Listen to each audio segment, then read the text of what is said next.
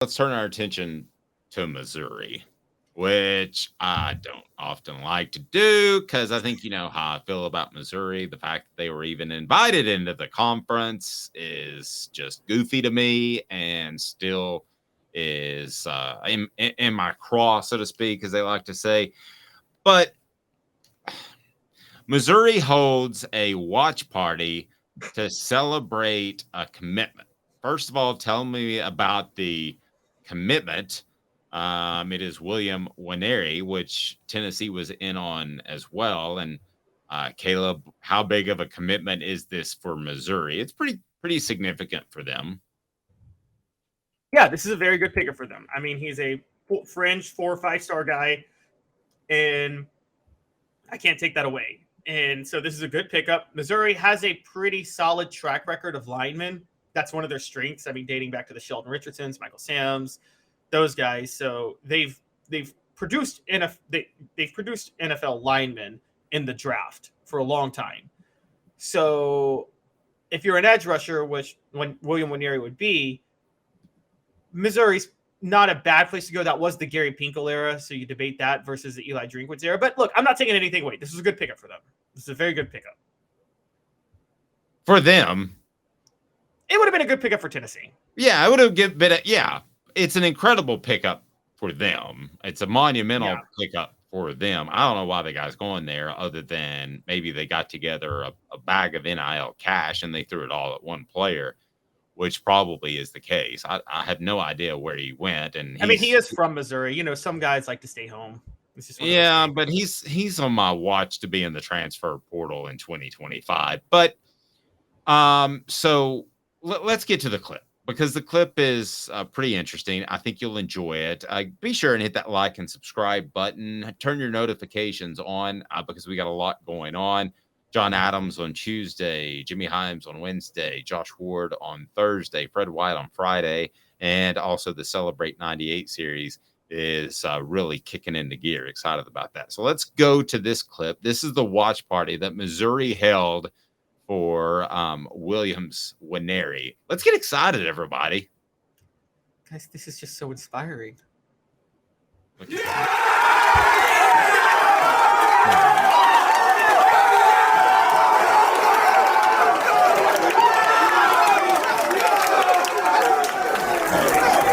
fired up.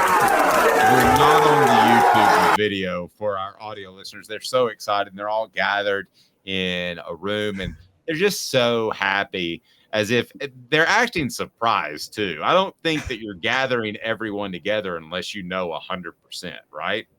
I mean, you're not doing that for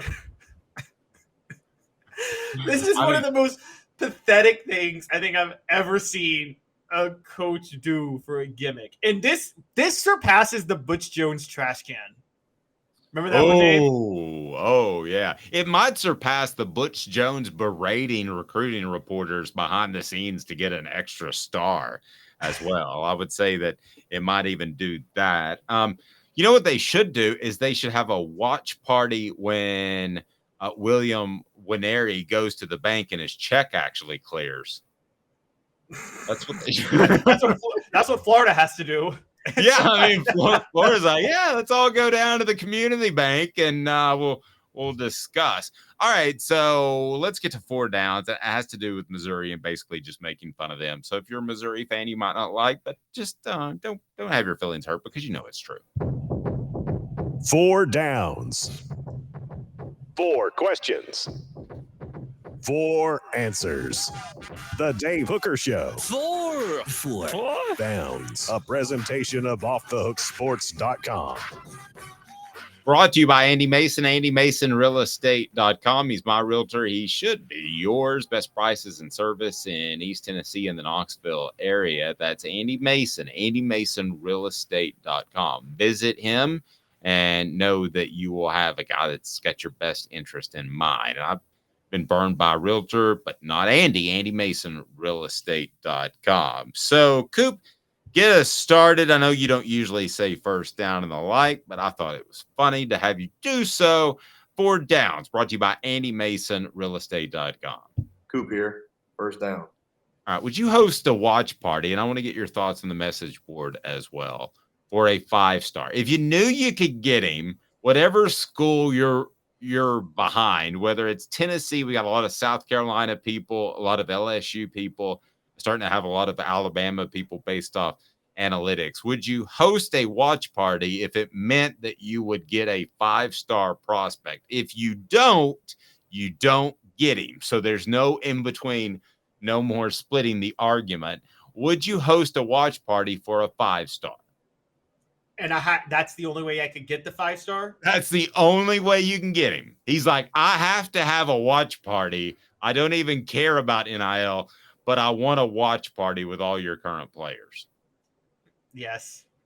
I'm not going to lie. Yes. Particularly if you're Missouri and you need 5 stars because you're so limited on what you can recruit. Yes. Yeah, I'm going to say no, because I think that guys would start to ask for that. And I think you could deflect it, I should say. And I'm not Tom Brady, but you could deflect it into, well, you got to be careful with that. Let's do something different, blah, blah, blah. We've got our social media team.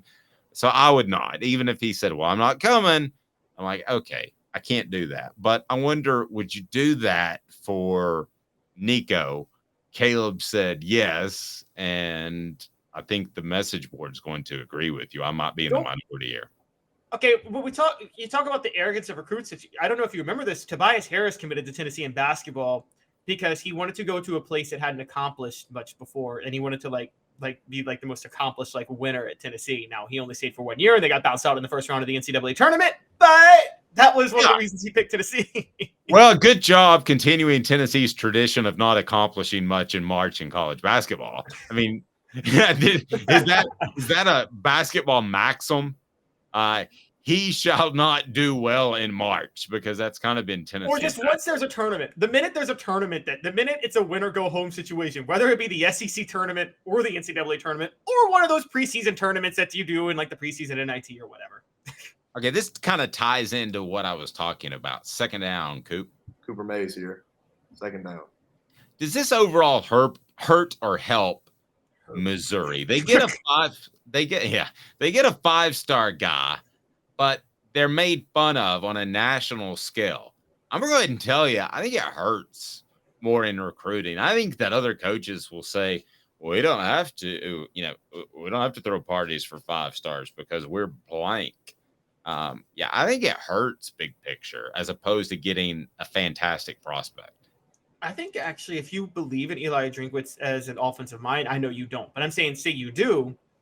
I'm okay. I'm actually okay with him as an offensive mind, not to interrupt. If he were an OC, I would be okay with him. I just don't think he's a head coach. Okay, well then I'd say it helps, because here's what I'd say.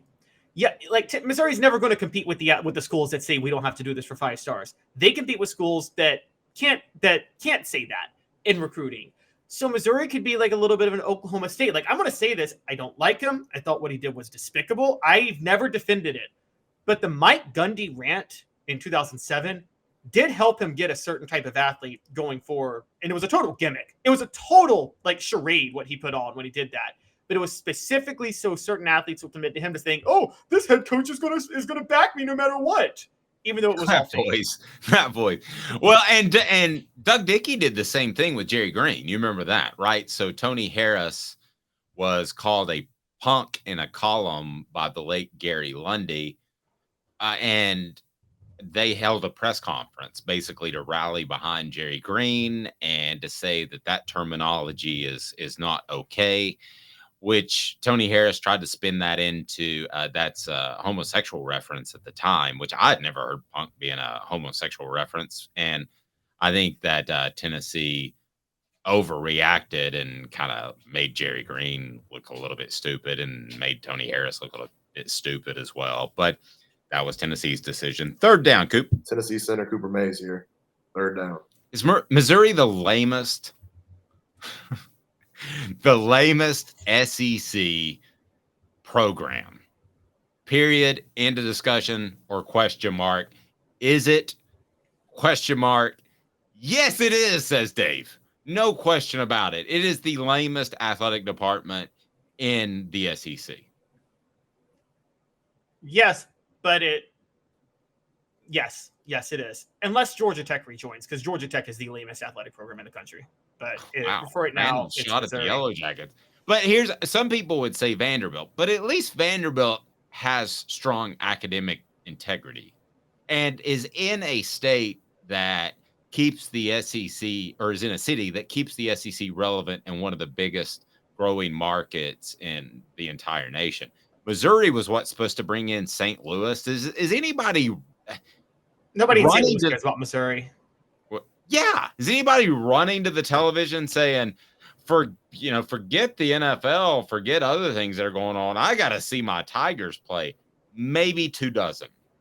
Vanderbilt also has the chant, "That's all right, that's okay, you're going to work for us someday." I don't think Missouri fans can have that chant. Yeah.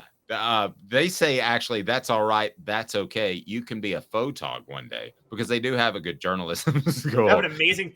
That's their problem, though. I've actually said this about Missouri. Their journalism school is so good. Dave, we talked about this.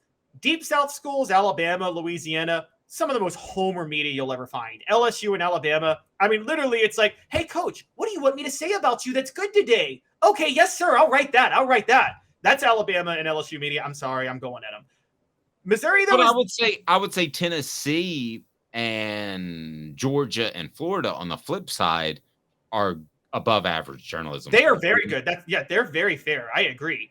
Okay. Missouri is the reverse. Because they're such a good journalism school, they think, "Well, we're the best journalism school in the country, yes. And so we have to be hard on the coaches and the football players, and everything we write is going to be against them." That's Missouri. On the message board, somebody said, referenced, it's ugly on paying to stay home. Yeah, it is. But as a man that's about to send his son off about 500 miles to college, I would probably pay if there was a way that they could move the University of Massachusetts to East Tennessee. All right, 4th down, Coop. Cooper Mays here. 2nd down. You are the commissioner, Caleb Calhoun. One, because you know where I'm going to land on this. But what program would you boot out of the SEC if you were given that power? I'd still boot Vanderbilt. I would still boot Vanderbilt out. I'm sorry, because I don't care about academics. This is a sports conference. Can we stop pretending academics means anything? Like my guy 3-year letterman on Twitter says, an hour in the weight room matters more than 10 in the classroom. Okay, so I'm kicking Vanderbilt out. Missouri still brings some value in football. And it's not like Tennessee has to. It's not like the SEC needs Vanderbilt to be in the Nashville market. They don't. There's Tennessee, there's Kentucky, there's Alabama that are all right around Nashville. So I'm kicking out Vanderbilt. It's Missouri for Dave, and you knew that it would be. I can't stand that program. It's funny how every summer Missouri manages, and Eli Drinkwitz manages to make a fool out of himself. Last year, it was taking shots at Tennessee. And I don't care if you take shots at anybody. As a matter of fact, I like it. But it was just so forced in that Jim Rome interview.